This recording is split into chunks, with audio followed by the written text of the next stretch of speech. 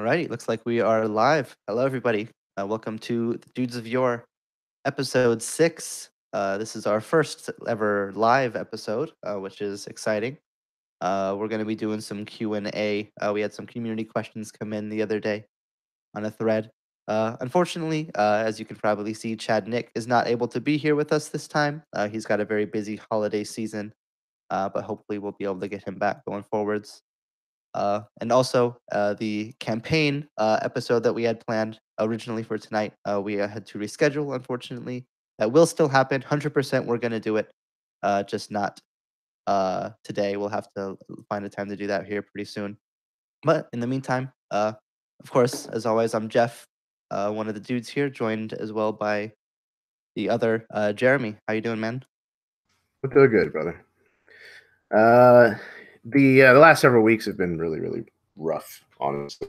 I didn't know if I was going to make it or not, but it is Friday. It is not only Friday, it is the Friday before Christmas, so I'm in much better spirits.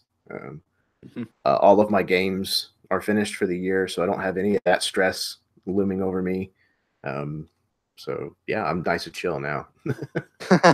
Yeah, it's always interesting. Holiday's supposed to be this like nice, awesome time, and like the weeks leading up to it are almost always exclusively the opposite. But usually going into the final days into the holidays, it finally kind of kicks into that holiday mode. You can kind of enjoy it, but yeah, I don't usually have a difficult time starting to kind of feel the Christmas vibes and the spirit and like get into it. I don't go out to the stores and do all that kind of craziness anyways. That makes me grumpy. But just Christmas music and just everybody starting to get together for the holidays and all that kind of stuff starts to put me in the mood. But this year I had a really hard time getting there. But like I said, I feel much better now, so I'm ready. Bring on Christmas. Right? Yeah, I'm with you there. Yeah, we're just gonna be doing some Q&A stuff today. We have a bunch of questions, mostly from Nick Dawson and Taylor, but also a couple other people. And joining us today, we have a special guest to help us give his Jarl wisdom to us. We have Lloyd from JarlDM as well coming in. Hello. The Jarl dude. Yep. Honorary dude for this one evening. Yep. For one night only. All right, so I put it in the side chat, but if there's anybody watching this live with us and you have a question that you want us to answer, go ahead and put question in front of it in the chat and drop it in. We'll try to get to as much as we can. But we also have a bunch of questions that came from the Absolute Tabletop community ready on standby. So we're going to start with some of those. If you guys are ready, we'll just start jumping into them. Got a number of them to get through. So yeah, let's dig out of this hole. Alrighty, so first of multiple questions from Nick Dawson, fantastic GM player in his own right. What are your thoughts on DMs creating new campaigns while committed to other campaigns that are on hold? Is that fair to the players and audience of your old campaigns to start new things while your other ones are still waiting? Is it poor form to put up interest posts when you have pending games already that you are not running yet? So what do you guys think on that one? Well, for me, this is very much kind of a situational question. Like it really depends on why it's on hold. Like if it's on hold because of scheduling issues, or you have players that have a hard time, getting together, or there's like a bad chemistry. If that's the case, then it's not as much on the GM. And if the GM is wanting to focus and do other things with their time, then I can't fault them for that. I've had many campaigns like fizzle. More than have succeeded, have fizzled. I would say pretty confidently. And then I just really want to run something, and I can't because players can't make the game or X, Y, Z. So I'm guilty of this, certainly more than once. But also I have this burning desire to do a new shiny thing and not do an old boring thing. Even if those campaigns are great and I love them, I still have these lofty ideas for what if I did a campaign that was this? And like the whole process of like planning that and like making an interest post and making art and all that sort of stuff is like really appealing and satisfying. But yeah, it's tricky because you should like stick to your games. You've like committed to it. And you should commit to it indefinitely. But I get it. Yeah, and like you're saying, it's. Oh, sorry, Jeff. Go ahead.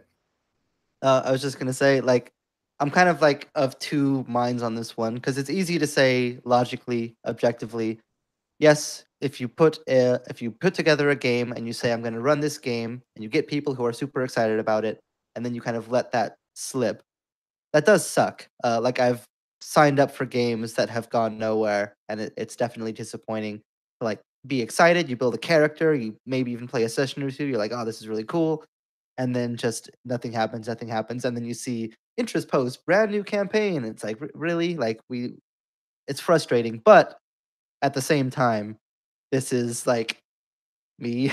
So I can't get too mad because it's like exactly how I am. Like I'm very much kind of drawn about by the whims of my inspiration. So sometimes you'll just like think of an idea that just like strikes a fire in you. So if you're doing other things that aren't really fulfilling you in the way that they should be, and then you have an awesome idea for something that is going to fill you with that fire, it's difficult to like not do something that you've become really passionate about and force yourself to do something that you don't want to do. But at the same time, I don't know. It's kind of hard to come up with it to a concrete conclusion. I can see both ways and do both things. Yeah. Well, and again, like the muse is a very fickle mistress, and if you don't chase her down when she's drawing you in, the fear of losing the draw, the inspiration from, is a very real. I hesitate to use the word fear, but it's almost like that. It's, oh God, I'm never going to be able to create like I am right now this way. And it is running a campaign, especially, it is a commitment. Like obviously this is a game, this is a hobby, but there is a certain level of work that comes along with committing to being in a campaign, especially to running one.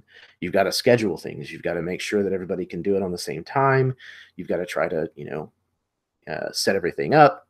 There is a certain level of commitment. So there can be an element after a while of it becoming a chore, something you have to do. It's not something you're choosing to do. And I think that's a lot of the time where the crux for people comes in. I find sometimes like I'll be out and I will have worked all day and it's pissing rain and it's taken me like 90 minutes to get home, and then I come in and I have 40 minutes until I have to run a game, and I'm just like, I don't want to do it. I want to go to bed. I want to, I don't want to do it. And that's like when it gets tricky. And if it starts to feel like work, like a lot of games, if they go on long enough, or I don't know, they lose that like that shiny new game smell, and it becomes like work sometimes, and that can be tricky. Usually it's possible to just like barrel through that if you like. I think for me, I have like resistance to sitting down and prepping it. Once I start the game, it's fine, but I have this like before I start it, it's like, oh, I really want to do anything else, sort of feeling.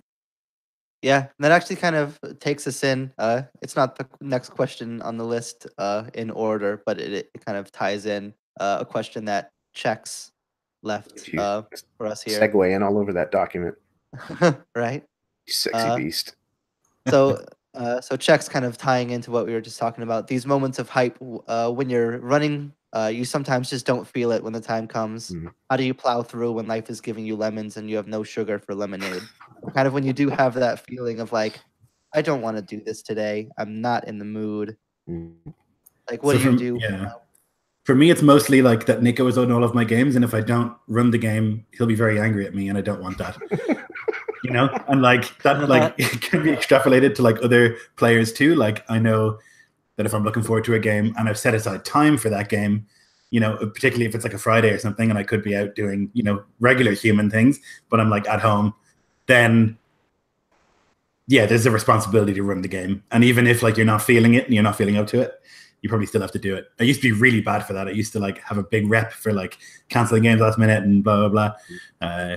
It's also partly like the schedule that I have, which is like I work in theater, and that can be extremely short notice. I'm also unemployed, and that can be extremely short notice. So like all these things like work together to sometimes cause you to cancel the last minute. But I think you really have to try not to, because everyone else has like made the commitment to be there, and they're taking their evening or their morning or whatever it is to be there, you know? Yeah, I found for me at least, especially assuming that the group of people that I'm like running the game for are like good players, like it's a group that I like being with. That feeling of like, oh, I don't want to do this, almost always goes away once the game actually starts. Like it's mostly a hurdle of pressing the start button and not actually getting into it. Because once the intro to the game starts, you start kind of getting into that headspace. At least for me, that kind of almost always takes me into the headspace that I need to be in. Yeah. Like once the people start bringing it, the characters start describing stuff and they're doing cool stuff, you're like, oh man, that's really cool. Like it kind of almost forces you into it. Like it's almost always a problem of starting rather than playing the game itself, at least for me. Yeah. For me, a lot of that kind of on ramp, if you will, is my prep. That's kind of what starts to get me in the mood. That's the foreplay, if you will.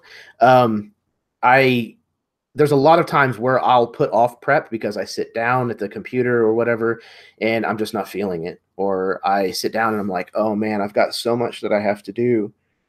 I'll check Facebook again. You know, just stupid horseshit like that. But eventually, I run out of time and I see the sand in the hourglass starting to run out, and I'm like, oh, fuck, I have to get everything done for tonight. And so I finally start hammering it out. And then I'm like, by the time that I'm done with my prep, if I finish it, which I'm usually pretty good about getting it done on time. By the time that I finish it, I'm jazzed. I'm pumped up and I'm ready. And by the time the session actually starts, I'm good. Yeah, I can get into a flow state, I think, as well when I start prepping. I'll leave it like you to literally the last possible moment, and it'll be like an hour before the game, and I know I have to put the hangout up 15 minutes before the game, so I've got 45 minutes to prep a 4-hour session, and then I'm like, and I just like begin typing and don't stop typing until the game starts. And that can work, but that's often because I've left it so long because I didn't want to run the game, because I've been like, oh, I want to just watch people cook on YouTube, or I want to watch Adam Savage build some stupid thing for an hour and a half, or you know, it's like I just like get into this like veg state, but then eventually, I don't know. You just gotta, I guess. Yeah. Long story short is like for me, it's a guilt trip most of the time, but it pays off. Yeah. And necessity is a strong thing. Like sometimes it's just you've got it planned, you can't cancel, or at least you have to kind of treat it in your mind as if you can't cancel. And then it's like, well, you can't cancel, you got to do it. You do it. Like it's just at some point, you know, your brain just kind of kicks into survival mode in a way of it's just like you have to do the thing, so you do the thing. Yeah, like the way that I was raised, like whenever you tell somebody that you're going to do something, like you do it. Like you need to have a really, really good reason if you're not going to. And so, yeah, like you said, guilt or just the understanding that you gave a commitment. I think that for me usually is a strong enough catalyst to make me go through with it, even if I'm not necessarily feeling it ahead of time. Ooh, speaking of commitment, yeah, another I was gonna segment. say, Damn, we're on fire. We're on it. We're killing it. So good. Planned it. But this is kind of Nico asking, and kind of on the other side of GMs putting up campaigns when they're not doing stuff. As a player, how do you feel about committing to a campaign of a GM who you've seen not finish most of their other stuff? And if you've seen that and you know that, you know, is it right for you to be upset when that happens to your game, or is it still justifiable to be unhappy with the results if the campaign falls through again? Um, at least for me, I think there's just got to be some level of expectation, or not expectation, but understanding that a campaign success rate is always going to be low, even under the best of circumstances. So I don't necessarily have a problem committing. Like, there's plenty of games that I've played, even across Lloyd and kind of the group that I normally play with, where someone will have an idea, they'll put up a post, we'll maybe run a session of it, and then it just kind of won't go anywhere. And I think there's just kind of an understanding that that's going to happen sometimes, especially if you're playing under somebody who runs a lot of games, that not everything is going to hit at a high rate. Uh, that sometimes things fall through and life happens, interests fade and switch in different directions.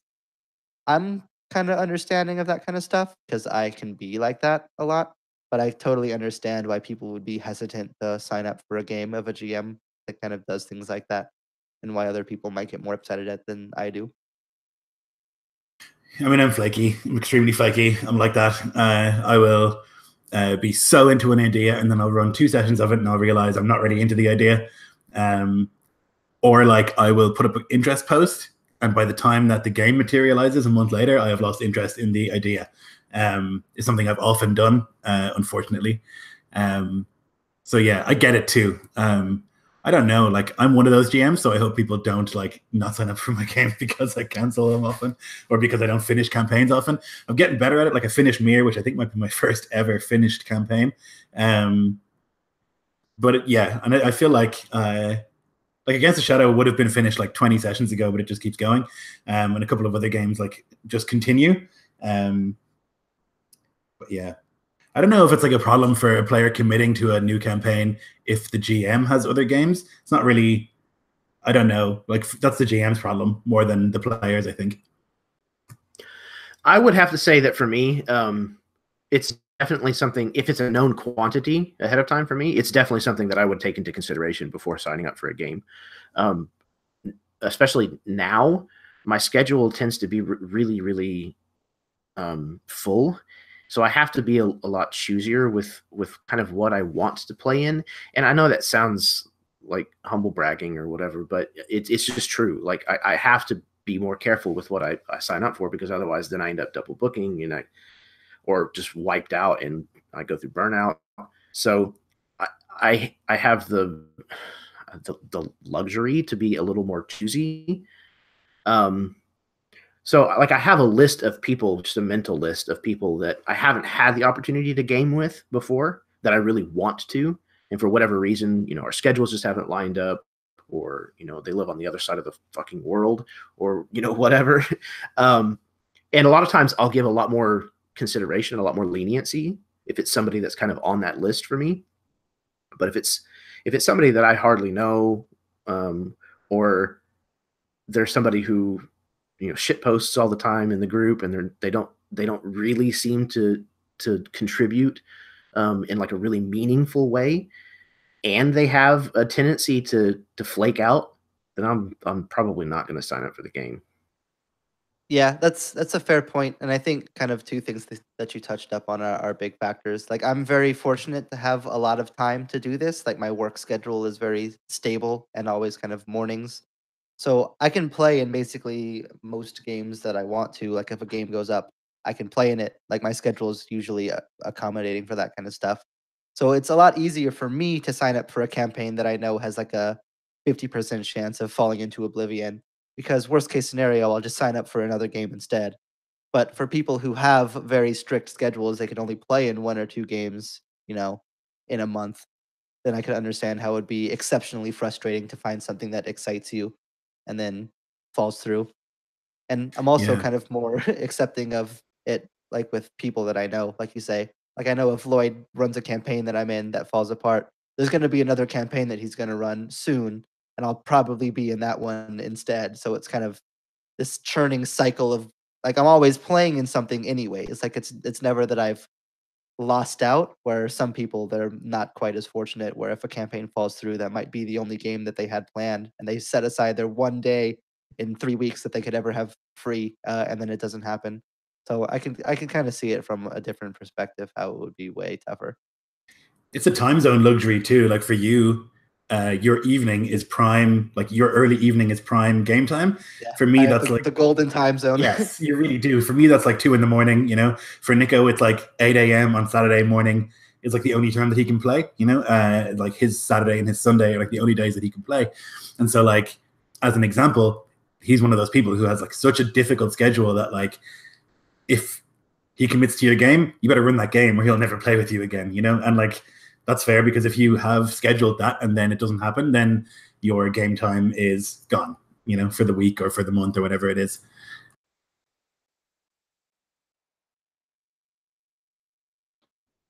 There's a question in the chat if you want to jump over there and take one from them. Oh yeah, let's do it. Is this the one from Tomiko? Mm-hmm. Yeah. You want to read it? I like the Sure, sound of your yeah. voice, Jeff. All right, Soothing. I'll do it just for you. Listen close. So Tomiko has a question here in the YouTube chat. Says, question, in the interest of getting you all misty and nostalgic, spin me a yarn about your favorite campaign that you no longer play but miss. Ooh, that's interesting. Okay, so no longer play because it fell apart, or simply because it's just done? I think that was the implication, because that's what we were talking about, is ones that fell Sure. apart, right? Yeah. We'll say either way, but my answer is almost assuredly going to be one that fell apart. Yeah, go for it. Make us all misty-eyed nostalgic, Jeff. Oh man. Well, it hasn't fallen apart technically as much as just been on a bit of a hiatus. At least I'm hoping that it is not actually dead. Is Rob's vampire game. One of my favorite games that I play in. One of my favorite characters that I play. Um, just all around like a fantastic group of players who have done a really good job of making something really cool. It's been a while now since that's happened because I know Rob's been off in the real world doing real people stuff for a while. Uh, but I definitely would love to see that come back. It was just kind of a really special blend of character interaction in a really kind of refreshing way, given that it's like a modern setting. So the characters kind of had a lot more of a touch of realness to them because it was, people with cell phones and, lives and things happening where it's as much as like fantasy is interesting, it can be tough to kind of hit a super super deep connection with some of those characters because it's like their lives are so different than yours, but something about those people kind of feels real in a real unique way, and people have in that game have done a really good job of making it like really special. So hopefully that'll come back and it's not dead forever, but for now I'm nostalgic for it. Yeah, I know what you're saying. Like, you can identify with the characters a lot stronger.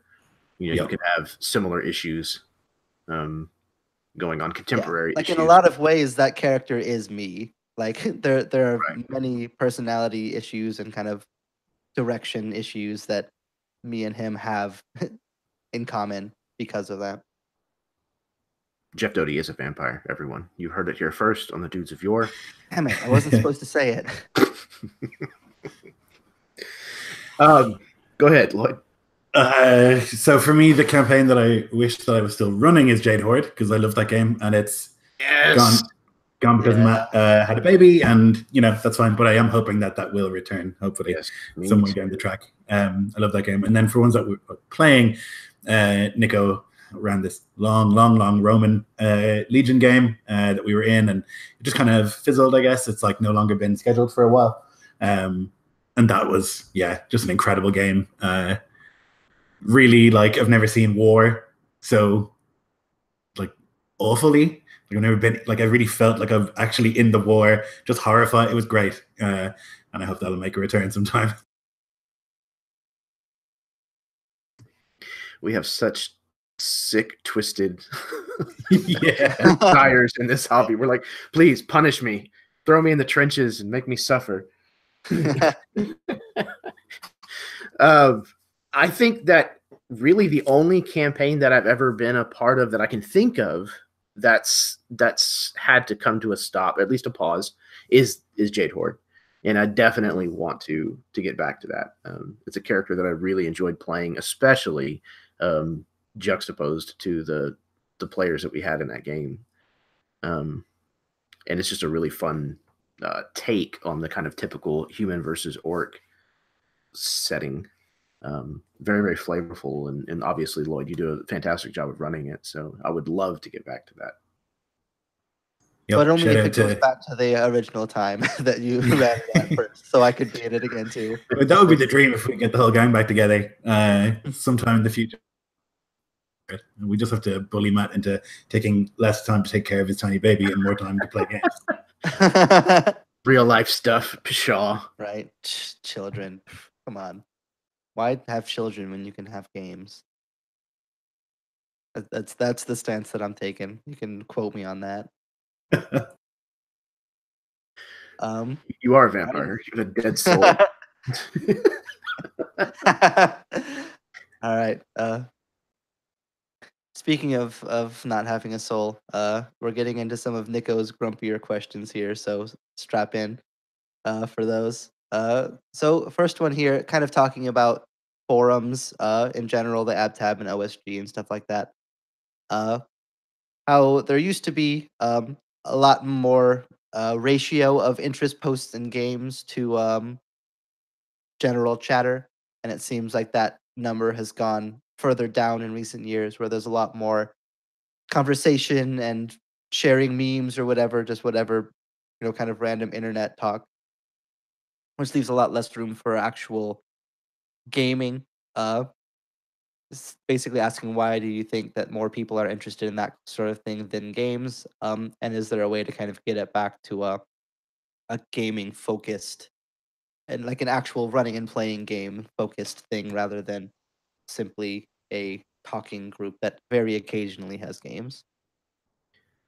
I like obviously like I don't have any authority to speak on this matter, but as far as just an opinion goes, I think the reason that it's become more rhetoric is because that requires less from people. You don't have to set aside a block of time to engage with that like you do with a game, especially not for running a game.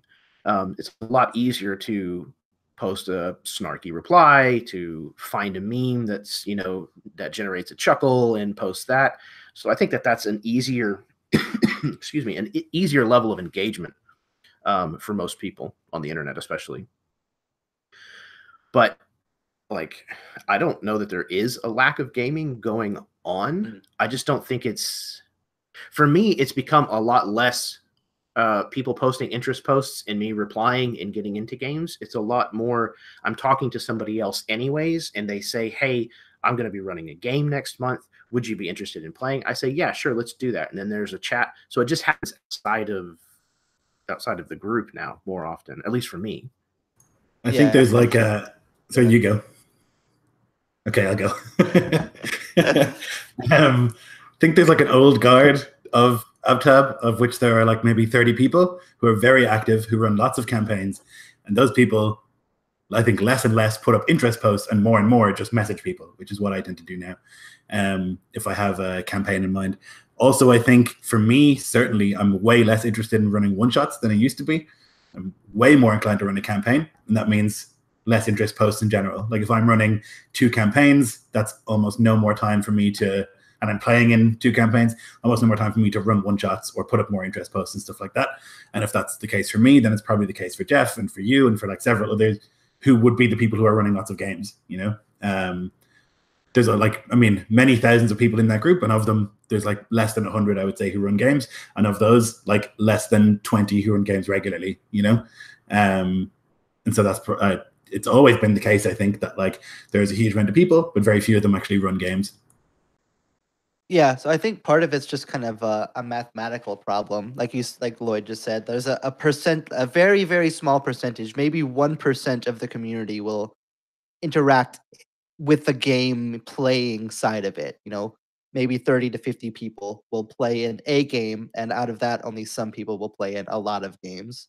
And I don't think it's a matter of the ratio of games to other things going down. It's just that as the numbers scale up, it's a numbers game. So if you have 10 people in a 1,000-person group that play in a game, that's however many 990 people that aren't playing in games and are going to do other stuff.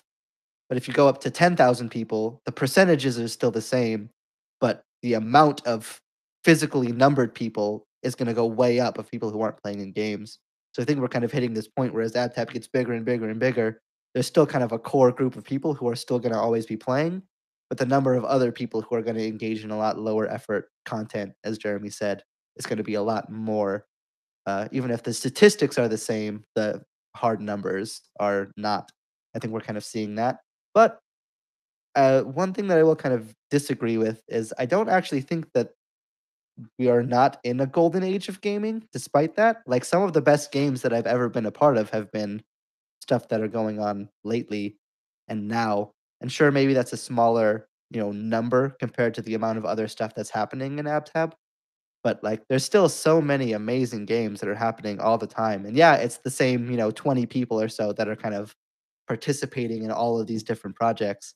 But there's still a lot of really good stuff happening. So I don't think we've necessarily lost that spark. You just have to sift a little bit more. And yeah, it kind of sucks to have to sift through, 30 memes and, 10 discussion boards to get to the interest post. But it's there. Like you can find it, and it's not that hard to find, I don't think.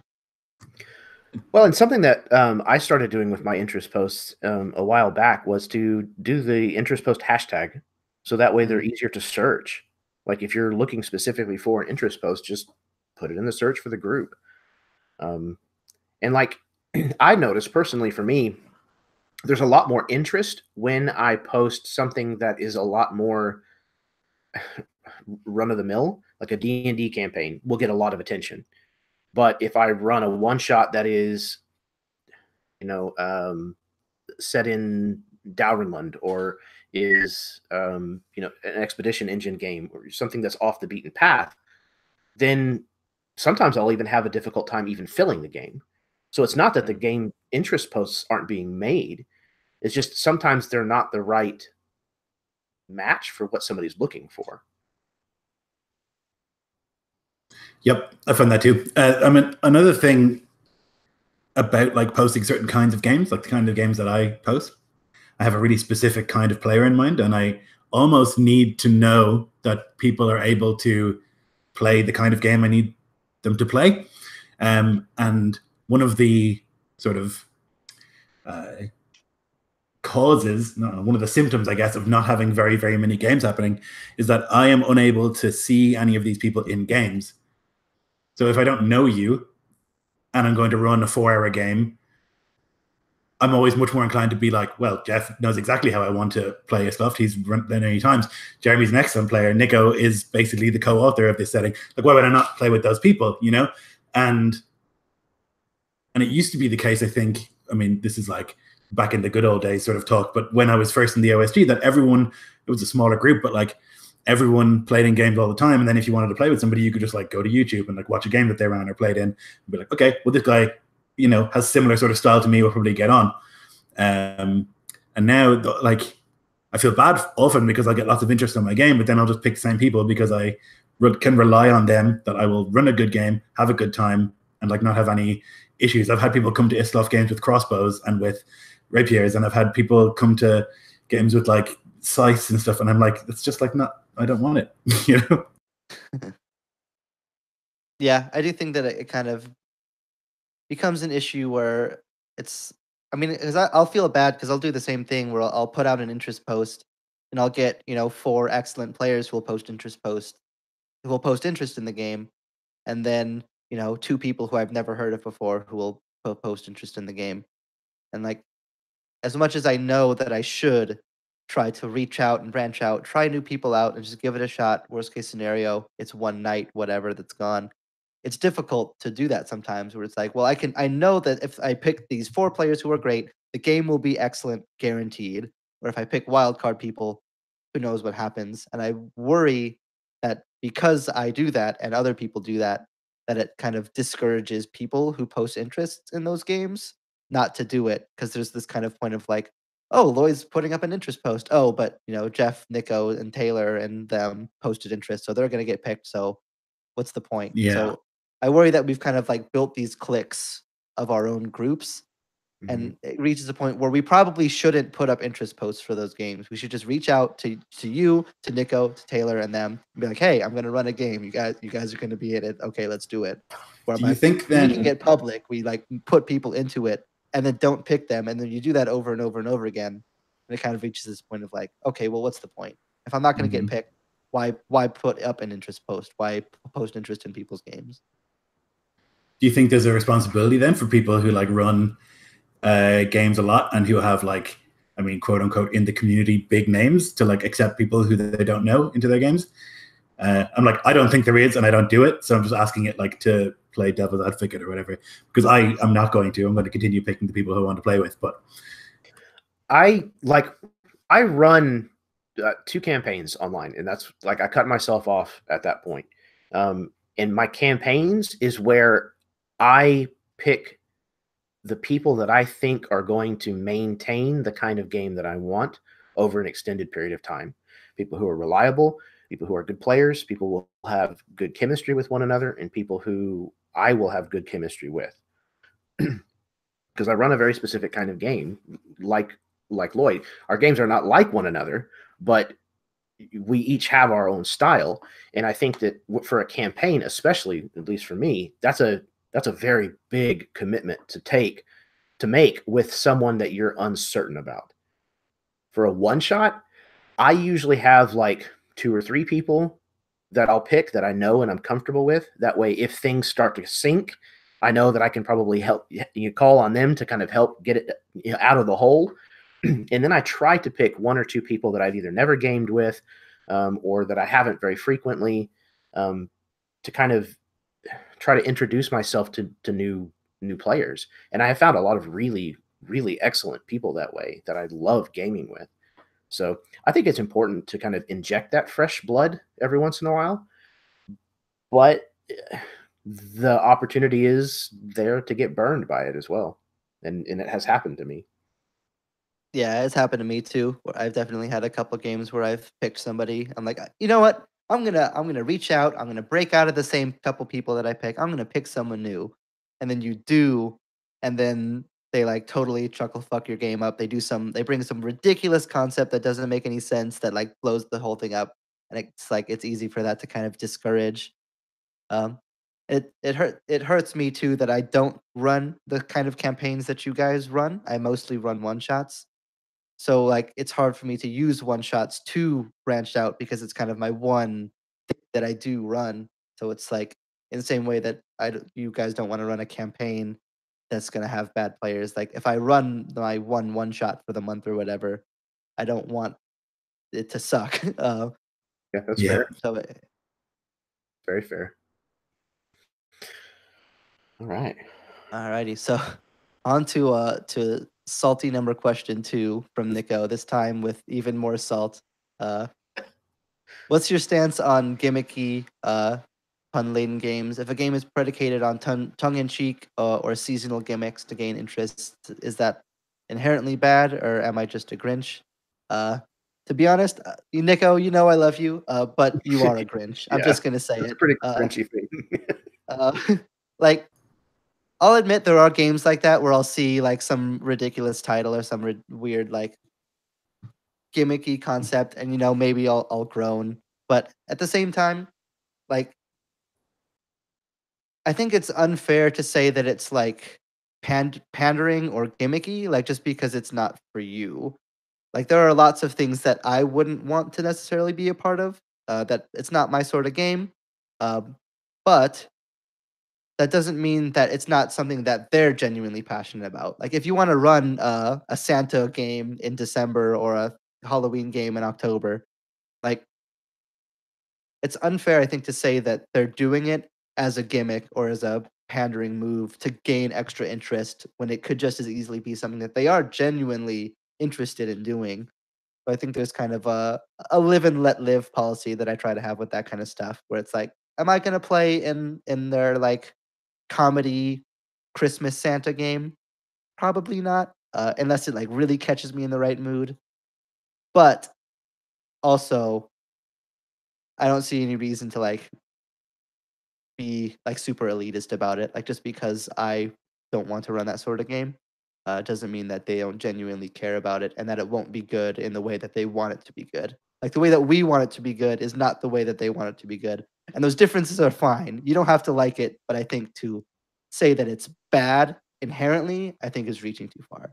For me personally. I think it's terrible and I hate it. I just hate it. I don't know. I'm with Nico on it. But like again, I'm able to just like scroll past it and be like, that's not for me. But I just think it's lame. I don't know. I just like shrug my shoulders and I go, I don't get it. I don't get why anyone wants to run it or anyone wants to play it, but I don't have to play in it. I don't have to run it. So I am capable of scrolling past, but often I'll look at it and go, yeah. For me, it's like I have a very, very wide acceptability of gaming. I like all kinds of different gaming. I like tabletop war gaming with miniatures and terrain. I like real heavy theater of the mind RP stuff. I like real light tongue in cheek beer and pretzels D&D. Like I just like gaming. Period. Just the same like with movies. I want to sit down and watch an Oscar-winning movie, and then the next night I'll sit down and watch an Arnold Schwarzenegger movie. Like they're not meant to be compared to one another, in my opinion. You shouldn't be, and if you're trying to, that's a exercise in futility. Like they're not going to measure up, but you're using a different standard of measure for each one. You know, you shouldn't use the metric that you use to judge this one to make an opinion of this one. You know, yeah, just because something is a good game does not make this a bad game. Like an Adam Sandler movie is always a bad movie, though. You know, like there are bottom of the barrel movies, that's for sure, and they're bottom of the barrel games. But I think that's a problem. Substance in the moment. It's not necessarily a substance. It's not necessarily an issue of premise. Like I've had some really horrible, stupid, cheesy sounding premises that I thought were really, really fucking clever. And when played, I had a ton of fun. So in the end, if I turn off my computer and I go to bed and I'm giggling and happy and excited, then the night was a success as far as I'm concerned. Yeah, I mean, that's fine. That's correct as well. Like if you're enjoying it, then you're enjoying it, you know. But I'm just a miserable fuck, you know. Yeah, I think there is some measure of like, just like lighten up about it. Like if you are going to hate it to yourself or to your friends who also hate it. But to like make a public issue of it, I think is where I would start to be like, okay, maybe tone it down a little bit. If you want to be all whatever, that's fine. It can be fun to make fun of stuff like that sometimes if it's not your thing. But as long as it's not, becoming a matter of public where you're commenting on their post saying like, "Oh, you're just running this for whatever." But I think that's where you run into weirdness that I wouldn't want to see. I agree. And just as a last comment on that, Nico, just remember that even the Grinch has his Cindy Lou Who, and you too have your Cindy Lou Who, and one day you just might find it, and she'll melt your heart. There we go. I think that's a better top to that question than anybody could have. So, all right. So next one here. At what point of alteration does a setting stop being the setting that the writer created? So he goes on to talk about how he's starting to run the adventure in Iskloft that Lloyd has written along with some of us. And basically how he's kind of veered away from a couple elements of it, like the super heavy, darker stuff of Iskloft for the home group that he's running it for, because he knows that it would make some of the players uncomfortable and they're not used to playing in that kind of level of weight. So even though people seem to be enjoying it, and he could probably even push it a little bit, can't help but think that is what he's running for them, really Iskloft. Like at what point would, like if somebody was running like Momentum, for example, Jeremy, and they started changing elements of it, at what point would it be fair to say like, that's not my setting anymore? Like what you're running is based off of my setting, but you've changed it to the degree that it's no longer, like it would no longer have my endorsement as its creator. Like how do you look at that line? Do you care about that line as a player, as a GM, as a creator? Different for each role that you're in? What are kind of the base thoughts of something like that? I have lots to say on this, so I'll go last. You go, Jeremy. Fair enough. So for me, like, this is a really tricky like area with a lot of like gray to it. I think if you're trying to run a setting for your table, you need to be pretty clear what about that setting, what it is about that setting that has you wanting to run it. And those are the elements that you need to pick. But you need to tailor it for your table. You need to tailor it for your players, because otherwise you're going to create situations where your players aren't invested as much as they could be in your game. If you're forcing them outside of where they want to be when they're gaming too much, they're going to stop having an interest in playing that game. And to me, that defeats the whole purpose. Then you're being true to a setting instead of being true to the people that you're gaming with. And to me, that would be a shame. But like, as a creator, if you're going to change my setting, then okay, like that's fine. It's not going to end up being canon if it goes too far out in the wilds. Like, I don't have to worry about what changes you make. Now, if you're making all these crazy wild changes so that it's hardly recognizable, and then you're going around telling everybody, hey, this is an official, whatever, momentum, campaign or whatever, then yeah, there's probably going to be at least a feeling of, hey, wait a second, that's a little bit beyond what I intended. But would I say anything or do anything about it? I doubt it. Unless they were making money off of it, then screw you. Yeah, I think you kind of touched on the key point of it for me, is like, it's more of a matter for me of advertisement than it is of like the actual doing of it, where it's like, if you run my set, like if you want to run Middle Earth for your home group and you add in laser guns and spaceships and like wacky crazy magic shit, would I want to play in that Middle Earth? No, I'm not going to throw a fit because I don't have to do anything with it. Like, I can ignore it. But if you then go posting that everywhere and saying, I'm running a Middle Earth campaign, like, and advertising it to people as Middle Earth, then I think that there's kind of a point where people can watch and be like, is this really Middle Earth though? I'm not sure that it is. And the more that setting becomes closer to me, especially if it's something that I've made, like you say, if people are posting, I'm running this guy's setting, and it's totally different from the way that it's supposed to be, according to me, the creator. Especially if it's something that they're earning from, then I think I would have a problem with it. But again, there's a certain amount of like what you do with a setting. I think as a creator, especially if you release something publicly, at a certain point you have to say it's their setting, not mine, and that's difficult to do. I think. But if they've purchased the book and they run using the book elements and they make changes to it, they're well within their rights as a table to do that. And is it annoying when they change your setting and it's not how you want it to be? Yes. Is it frustrating? Yes. It sucks. But do you do anything about it? You get up in arms to try to shut them down? No, I don't think so. It's kind of, what do you do about it? Nothing, I think. Yeah, I'm worried. I'm not worried about it, but I've thought about it a lot because this stuff is coming out very soon, and like, I think lots of people are going to run it in ways that I won't approve of.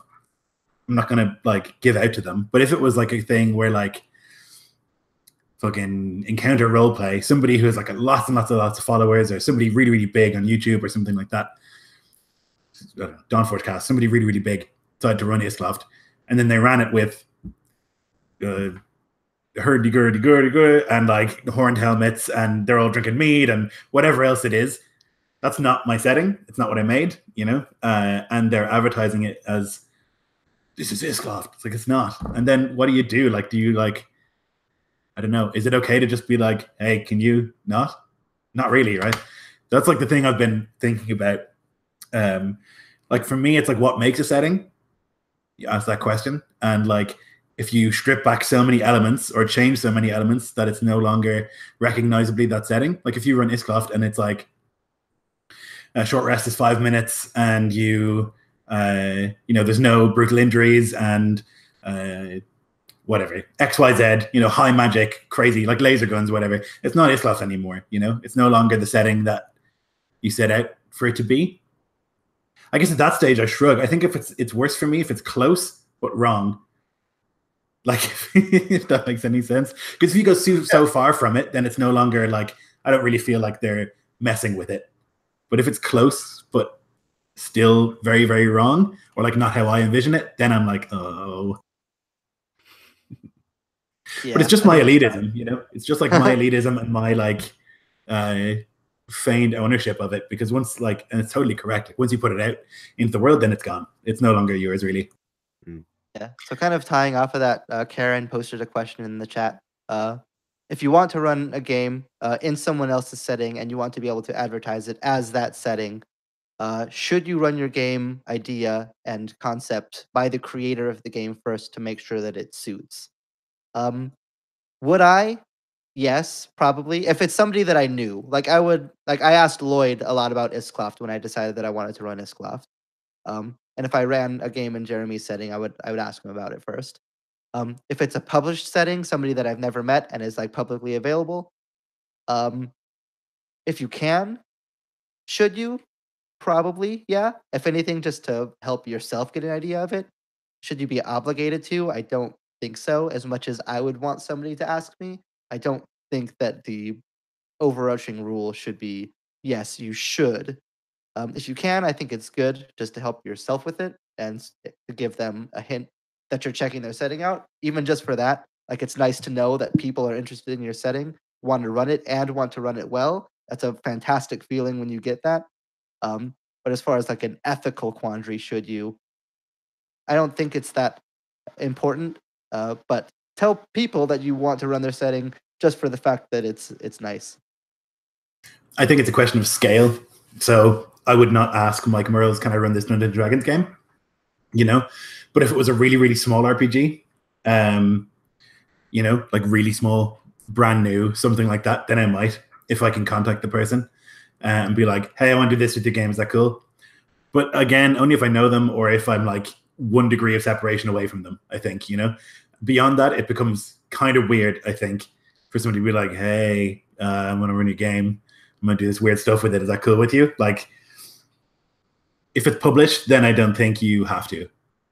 It's nice, though, I guess. Yeah, like, I think a really good example, kind of being on the other side of that, is my Chrome City setting. Like, it's very much not what the guys with AbTab intended for Harbinger, I don't think. It goes against the grain in a lot of ways for what they've kind of established as being canon. But I don't feel bad for changing some fundamental things about the game and making it my own. Even though I definitely will say, hey, this is Harbinger. So that way people understand a little bit about what they're getting into, that it's going to use Astra. We're going to have the Astra roll tables, that it's going to be at least science fiction. But then along with it, I try to make it clear that there are great changes so that, again, a player knows kind of what they're getting into, that it's not just Harbinger, that it's Harbinger with this other stuff added on.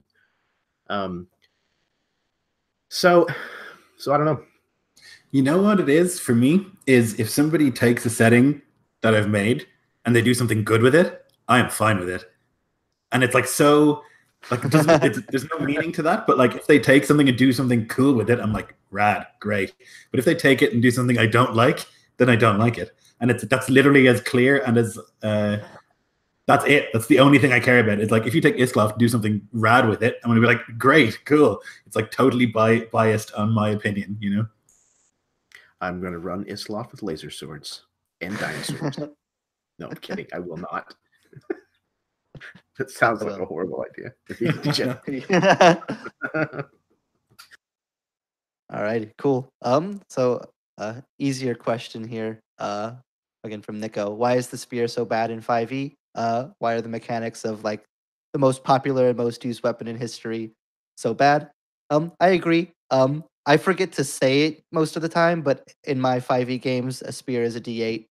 Versatile, you can use a d10, basically a longsword, instead of a d6, and I just use the javelin and the spear and mix it together into like a throwing spear. So yeah, the spear is pretty bad when the spear historically is very good. I just change it. I think most people would be okay. Like if you ask, like, can I use a longsword stats but make it a spear? Is that fine? I think most GMs will say yes. So just do that. I've asked you many times to do the same thing in your games. Like I always use a spear when I can. I think it's like woefully underrepresented because mechanically it's not very effective compared to a sword and a hammer, you know? And like, that's just like not reflective of how the world was at all. I've like put stuff into Isloff to make the spear more interesting and like a better weapon, like a specific feat and stuff, so that people want to pick it. Because I think there's just like now how many years of 5e that people are just like, well, the spear is just like not a good weapon. It's not useful. It's just like a shittier sword, and there's more to it than that. But it's like a simple fix.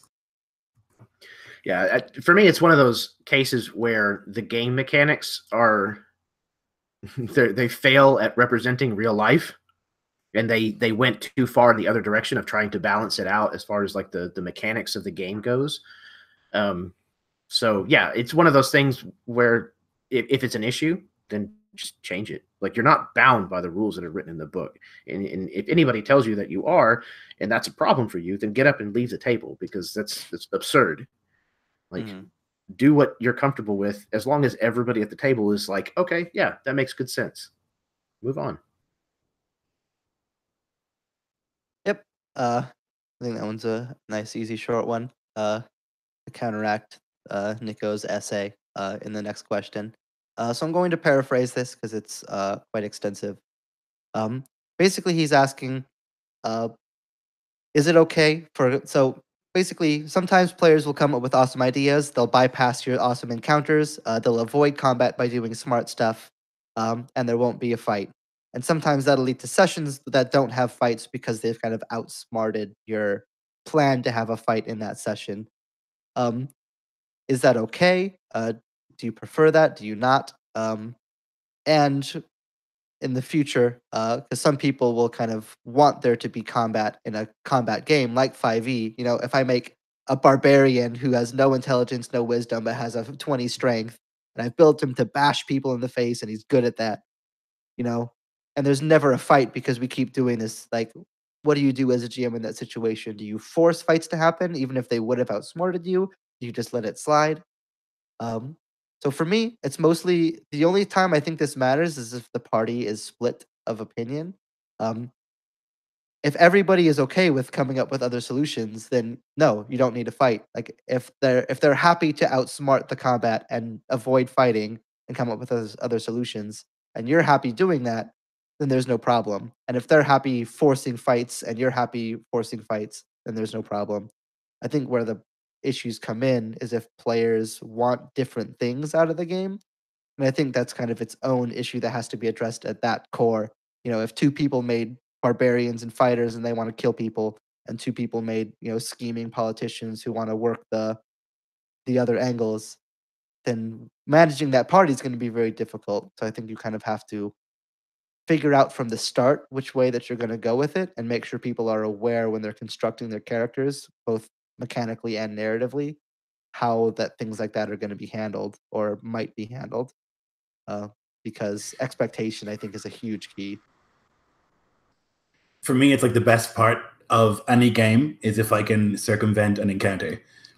It makes me feel clever. It's like the most satisfying part of a game that I can take part in. If I know there's meant to be a combat, or like there's meant to be, but I have figured out a way, or we as a party have figured out a way around it to basically cancel the encounter but still succeed at it. It's for me the best part of gaming. And so I love it. And Nico is very good at like letting those things happen. I find like not all GMs are, and maybe it's again a question of like who is, like you say, what their roles are. In the Westeros game that we played, my character is like just a politician. He's the hand of the king. Check's character is the king, and then we have two other characters who are knights.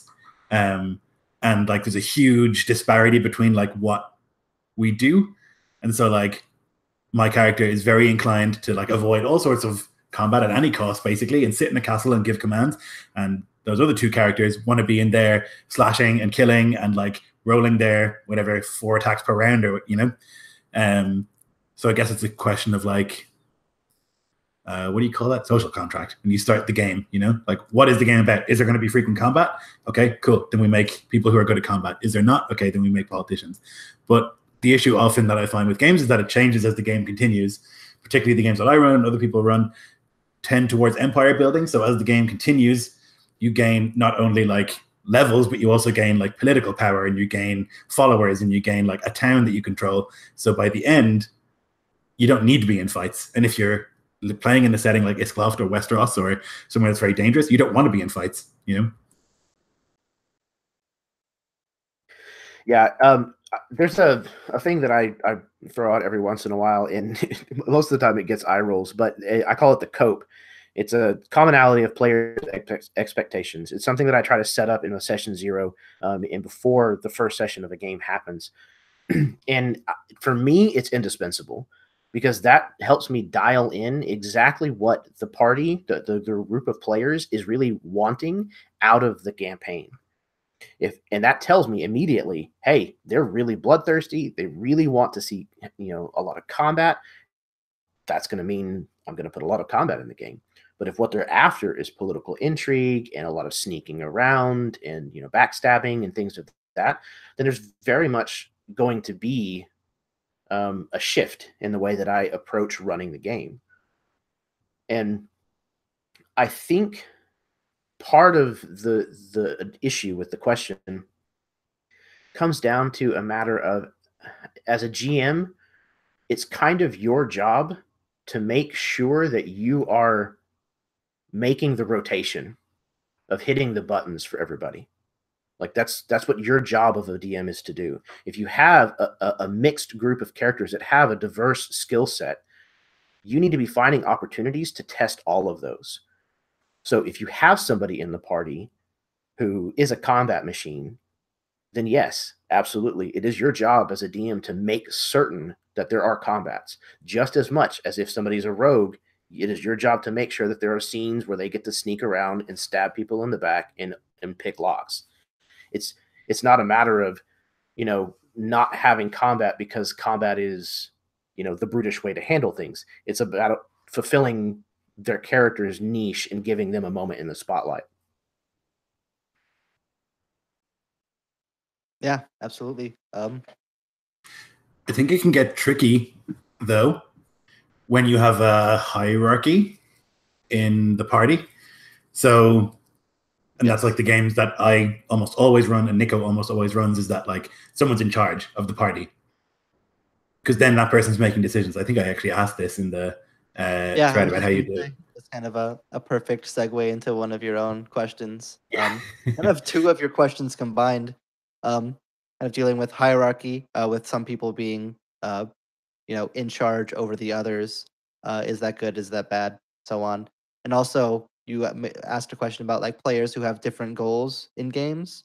Like if someone's constantly being the person to push their own stuff, whereas other people are not. Kind of how do you manage that? And I think that kind of ties in both of those things. Of like if you have someone who's the boss and doesn't want to fight, and their underlings do, how do you mix those things? I mean, particularly if the GM who's going to be the final say, the right. player will be. And if it's a setting where the boss is like, so like in the Isklof game, which is what I'm talking about, like my character is also like a murderer. He's like a Reaver, Viking, pirate, bastard. And so it's not just a question of like if he tells you not to fight somebody and you go and fight somebody, there are repercussions in game beyond just like, well, you shouldn't do that. It's probably like you lose a hand, and it's like then it's tricky with like in setting expectations and out of setting, like out of game expectations, Yeah, it can be difficult to find a balance, especially in settings where there's very specific, codes and rules. Or something like traditional, just D&D fantasy, you can kind of get away with a lot of stuff a lot more easily, especially if the DM is lenient. It's just like, oh, well, you did something a little crazy. You don't do that again. But like you say, if you're playing where the setting itself is very strict, like if you're playing in like a historical game, or like a Viking game where there's like a very specific moral law to the behavior, and like the boss's words are final in a lot of ways and punishable.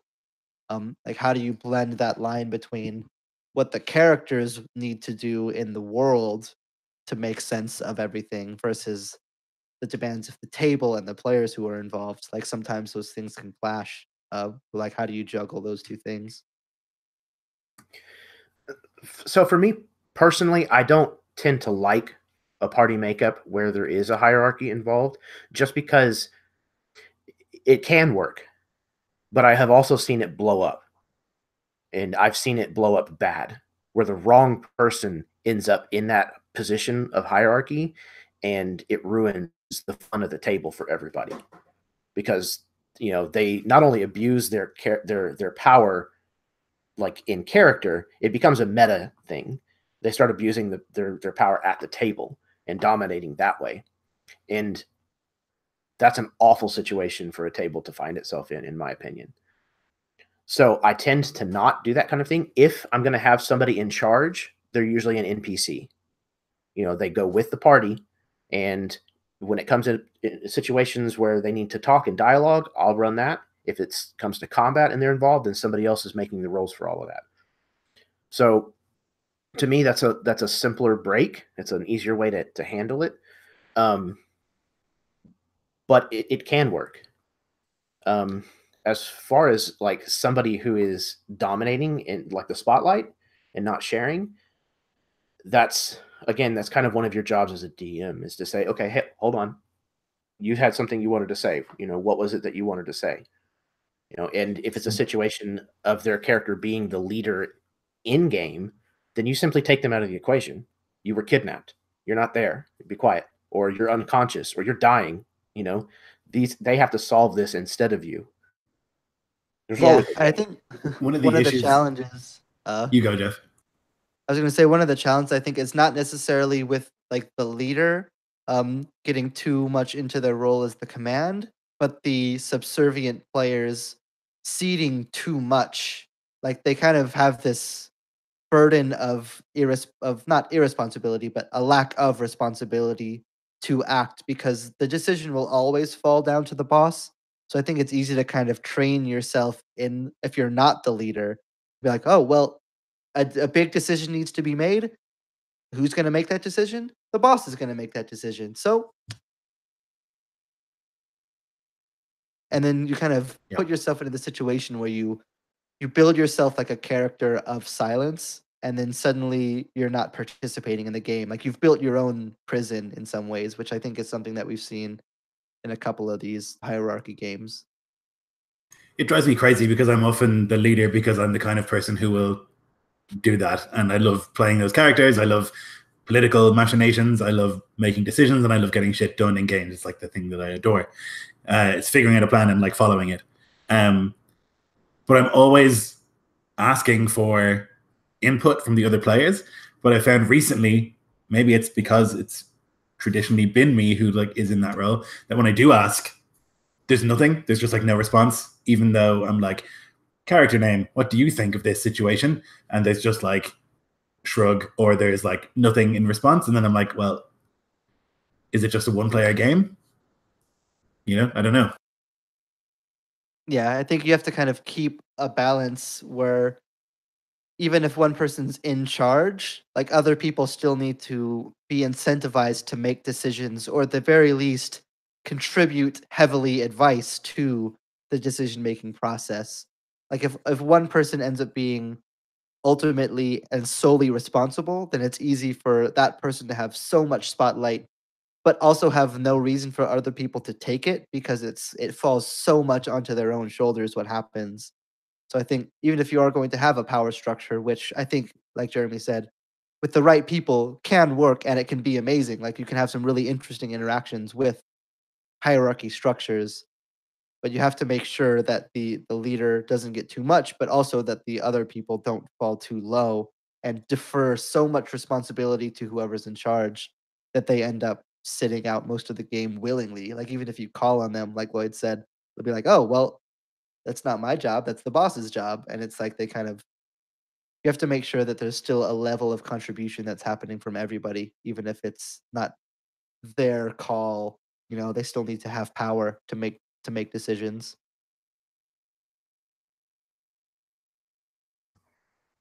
Absolutely agree. One of the reasons, again, why I tend to kind of stay away from that kind of thing. I like to tell kind of smaller stories as far as like people's position in the world. Like I'm cool with them growing into power.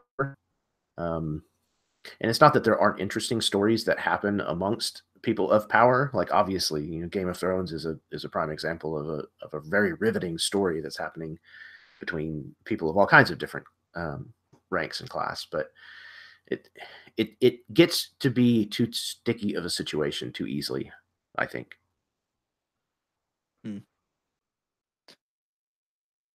So there's another question in chat that Jason popped in, which I think is kind of interesting. What do you think about needing a break in the middle of a campaign? It's easy to feel stretched and feel the need to regroup a bit, at least for him. So kind of talked about games fizzling earlier, but does your opinion change if the game is being intentionally put on hiatus? Saying that no, I need just a little bit of a breather to kind of take it easy. Like this game's not dead. We're gonna make it happen again. I just need a month to recharge.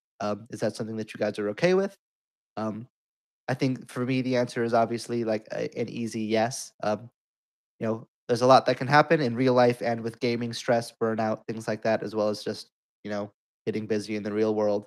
And sometimes you got to make sure that you take care of yourself first. Like if you're getting to the point where it's a dread to play all the time, then yes, please take a break.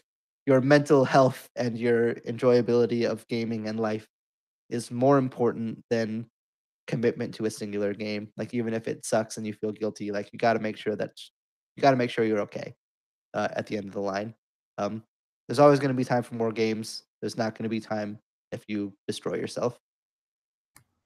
Yeah, I agree wholeheartedly with a small caveat to that. If it turns out that you reach the point of being done, like you're calling it quits and you're not intending on going back to that, you owe it to everybody involved in that game to tell them that. Yes. That becomes your responsibility. As hard as it might be, like communication is the key of every human relationship, period. And if you're not communicating, then you're the one that's destroying the relationship. Sorry. It's just the truth. Yep, that's correct. Just 100%. I think I had to put a lot of my games on hold to finish this endless toil that I labor with daily. Every hour it looms over me like some terrible vulture. But I had to put my both Lord of the Rings games on hold. I had to put basically all of my games on hold, all my campaigns on hold. But I just said that to the people in the games. It's it's just I have to write this book, and when that's done and January rolls around, we can start again. And I think that's fine, as long as you give sufficient notice and you're clear on the fact that this is not me saying the game is done, because I think that's something that people do, and that's what you're making the point of it, Jeremy, is that people can often say, "Oh, let's take a break," and then they just never kick it back up again. Yes. Yeah, it's better to just be okay, I'm done. Sorry. Mm-hmm. So this is a question that actually both you, Lloyd, and Nico brought up, and a couple people have kind of mentioned a little bit. As far as just session duration, how long should sessions go for online play? We'll say specifically because I think it does vary from online to table. How many breaks do you take? How long? At least for me, the games that I run are usually 3 hours with one 5 or so minute break around the middle. Um, I don't mind games that go longer. Like I'll play in a 4 hour session pretty easily. But just it's more difficult for me to run games that long. But yeah, I think 4 hour game, one break. I actually do think you made an interesting point, Lloyd, of having more breaks, would that really do much? I actually think I actually played in a campaign that Chris W ran where we had breaks every hour for 5 minutes, and it was actually super great. It was really nice to kind of have frequent times to just get up, just quick grab a drink, go to the bathroom, 3 minute breaks here and there, rather than one singular 10-minute break in a 4 hour game. Yeah, so that might I be do not something to need experiment with. Yeah. I do not need 10 minutes. I need 3. I need to go for a wee, inhale half a smoke, and get a new drink. It's all I need, but I do need that, and I would rather have that frequently, shortly, than one 10-minute break or a 15-minute break or something like that. So certainly that's my preference, is lots of small breaks. And yeah, this is something I think some people think maybe if you take a break that it takes you out, but for me it doesn't. I just go smoke a cigarette, continue thinking about the game, come back inside, and then I play the game again. So many people are reluctant to take more breaks, but yeah, I actually find that one longer break will take me out of the game more than multiple short breaks will. The bigger the break, I think the easier, the more time there is for your brain to wander away and to get sidetracked. At least for me. Like you say, I'd rather have 3 3-minute breaks than 1 10-minute break. But at the same time, I also don't do that very much, so maybe I should. Yeah, like I'm fine with taking more often breaks. But like this might be too much information, but I'm getting old and I can't piss in 3 minutes. Like it takes me longer to go to the bathroom than that. So especially if I'm going to get a drink, say hello to my wife, tuck my son in, like there's a lot that I have to try to cram in. So that's why I usually for my games have a break in the middle. That's 5 to 10 minutes. And I'm usually back before, the 10-minute mark is up. And I try to get things kind of rolling again. And it can take you out of the flow, but God, the flow, what a horrible segue.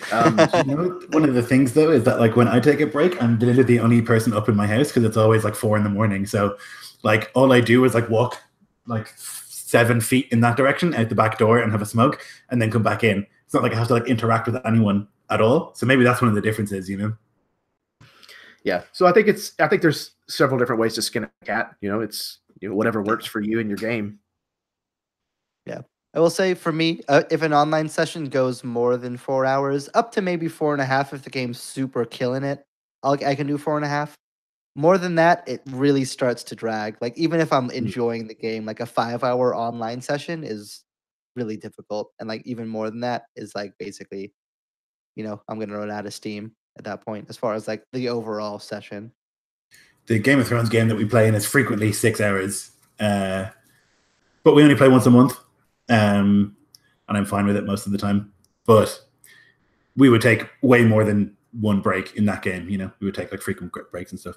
Generally, I agree though that like between 3 and 4 is like the sweet spot. Any longer than that, and I really start to get like fidgety. Yeah.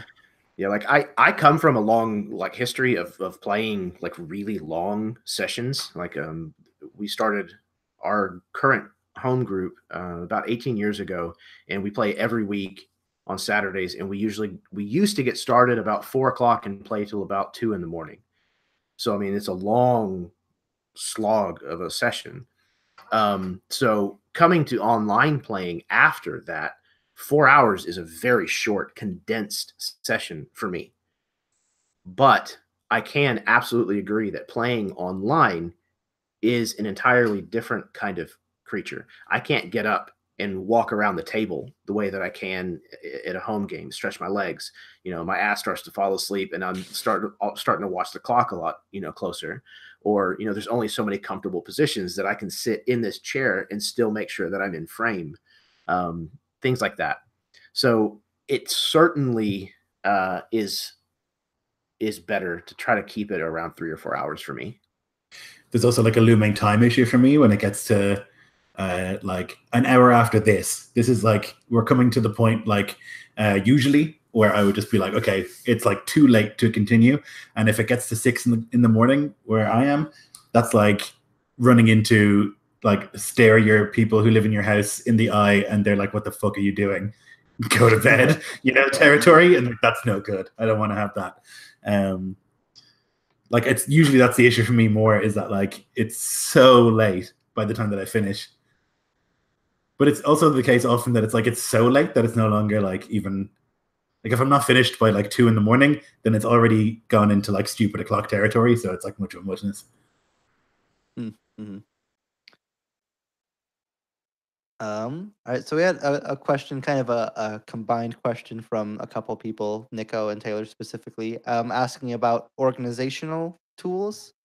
So Nico mentioned like Doodle and Google Docs are obviously kind of the gold standard of amazing RPG tools. Doodle being a scheduling program, and Google Docs being shareable word processing. But as far as other methods, do you guys have any specific stuff that you use that you would absolutely recommend that you don't think is known enough? For me, there's not really a whole lot. Like I do most of my stuff in Google Docs, almost everything except for Doodle, which I do use. But I don't really have a whole lot of like special stuff that I use. But some people swear by other stuff. So if you guys have anything that you think people could benefit from adding to their organization repertoire, be good to share. I like the word organization does not like suit my GM style. It's not very organized. It's very improv-y. I tend to just use Google Docs. The biggest like advancement that I've made in the last year is like getting this awesome dice tray, because I spent like so much time picking up dice during games, because I have this like pretty shallow desk. So and also Jerry's wife made this. It's great. But yeah, I have this very shallow desk, and I used to just like fling the dice and they would like fly over there. So yeah, get a dice tray. It became famous enough that every time it happened in a session, it would be, here's another time that Lloyd's chucked his dice into oblivion. For me, I use I think it's called Color Note on my phone. It's a phone app, because I always have my phone with me. So if I come up with an idea, I pick up my phone and I put it in there. So that way, whenever I go to actually like start compiling my notes to work on a session, I can kind of email it to myself and include it, just copy paste it. It makes it a lot simpler. Another big one that I use is Dropbox. I use Dropbox a lot because I use a lot of images when I run a game. So I like being able to, if I get downtime at work, if it's really, really slow, and I happen to go on to ArtStation or things of that nature, and I'll be like just cruising through art. I have a rotation of like favorite artists that I like to go and look at their stuff. And I go through there and I'll like, oh, hey, that's really awesome. That would make a great whatever for, next session. Grab it, throw it in there. And then I have everything kind of in one location. So I know where to go find it later. Here's the thing that I stole from you is, having played in your momentum games, is that like the way that you like organize your images is like location and then name. Because I just have like this huge folder of bullshit, and I'm like, where's that image? It's like way smarter to like name them location or like object or like NPC. Yeah. Yeah, the computer does all the organizing for you. It's all alphabetized. Yeah. Yeah, it's old dog tricks.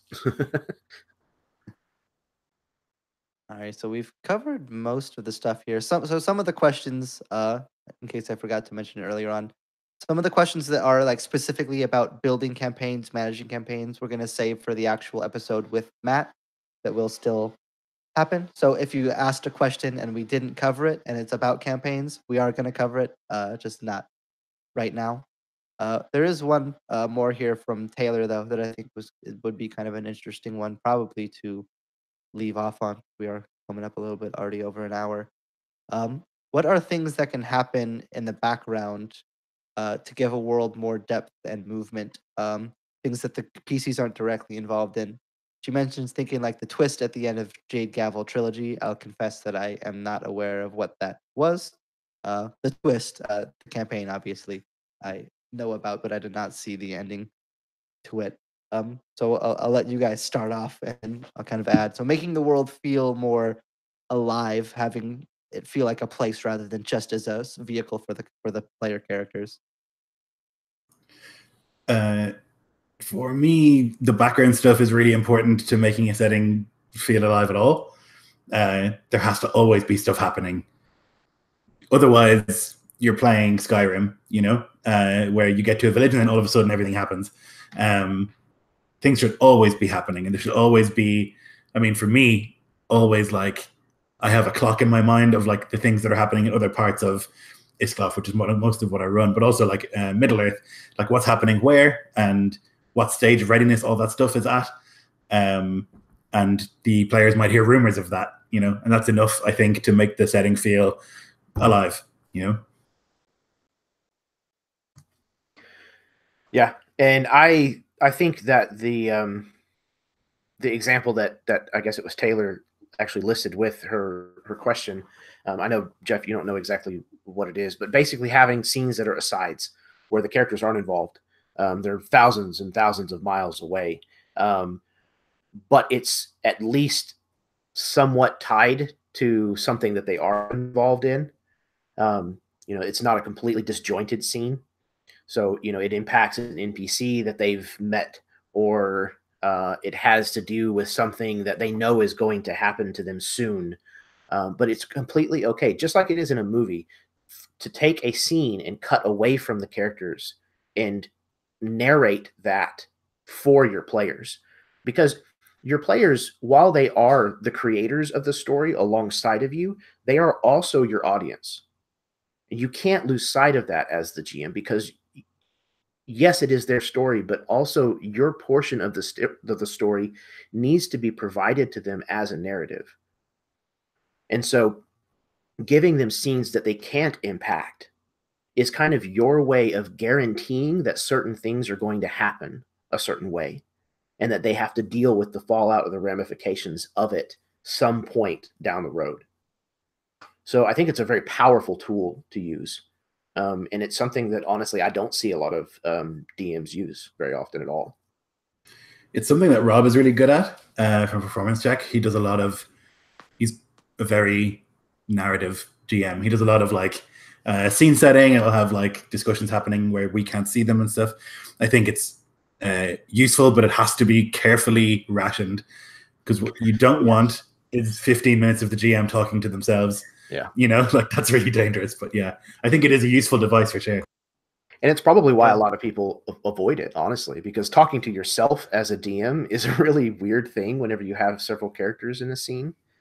But I think it's also okay to ask your players to assume the role of a different character in the scene. Mm-hmm. Oh, that's a good idea. Yep. I was going to say it's potentially boring too. Like if you are not a, professional actor like Rob is, it can be pretty difficult to have a compelling scene where you are talking to yourself, So yeah, it's tricky. I think kind of a different way going about this effect of kind of a living world, other than kind of the scene setting and outside stuff, that I think Nick Dawson is like amazing at. Like it's really incredible to see like the level of detail he puts into that kind of stuff. Is he'll have people do stuff like in front of the player characters that aren't like if you're talking to an NPC and that NPC is a leader, the NPC will like stop your sentence to like tell his servant to go do something. Like, hey, I need you to go run and fetch me this. And it's just like little tiny things like that of like while you're talking to someone, have them walk from point A to point B, pick up an object. Have them stop mid sentence to tell somebody else, oh, hey, I just remembered such and such. I need you to go do this. It's like little tiny effects like that can do a whole lot to like make these people feel less like an RPG element in like a video game where it's like you're picking dialogue options and slowly kind of going through this conversation to like making them feel like a person, where they're doing stuff. They're not just there to talk to you. They're a person with a life. They have other people they need to talk to. They have a job that they need to do that you're interrupting them doing to talk to them. Like little effects like that, I think can also go a long way. And even things like weather and like making note of weather and things or animals that walk by, like little tiny details can make a huge effect at making a world feel like an actual place that you're interacting with, rather than like just a thing that's there to fuel the PC's actions.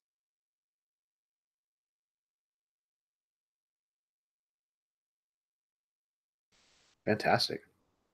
Whew, man. That was a lot of ground. It was. So I think we've got most of the questions here answered. We knocked that one out of the park, if I do say so. Yeah. Most of the questions. There are others that we will get to, as I said, later on down the track, when we get to talk with Matt. This was fun. I missed this. Yeah, it was super nice. Especially doing it live. It looks like. Thanks for having me. It was fun. Yeah, absolutely, Lloyd. It was a pleasure, man. Enjoying. Any chance I get to like shit talk about RPGs, I'm pleased. Always. I love shop talk. One thing that I think. Oh, sorry. Go ahead. I was going to say one thing that I don't see a lot of, and I don't know if there's a good way to do it or not, but like one of my favorite parts about hanging out and talking shop is exchanging war stories. Like, oh man, there was this one time where, the troll threw so-and-so over the bridge. And like, I love hearing players who went through something, like a moment in a game, kind of talk about it in a reminiscent, nostalgic way. I love that kind of stuff. And I don't see a lot of it, but like I said, I don't know if there's a tactful way of doing it, because effectively your audience wasn't there and probably won't have the same like reminiscent feeling. Mm. Yeah, it's tough to kind of find that line sometimes of like interesting anecdotes that like contribute to like a discussion versus just like bringing up cool stuff that you did. Like it can Yeah. very easily turn Yeah. into like here's all the awesome stuff that I've done in the past. Isn't that super cool? And just like Very hoping that much so. everyone's just like, yeah, great, thanks. Versus like So actually true. like, but sometimes it can contribute to like a really interesting discussion. So I think it's tough sometimes to find the balance in war stories that advance conversation versus war stories that you brag about yourself for. Yeah. It's a very, very good point.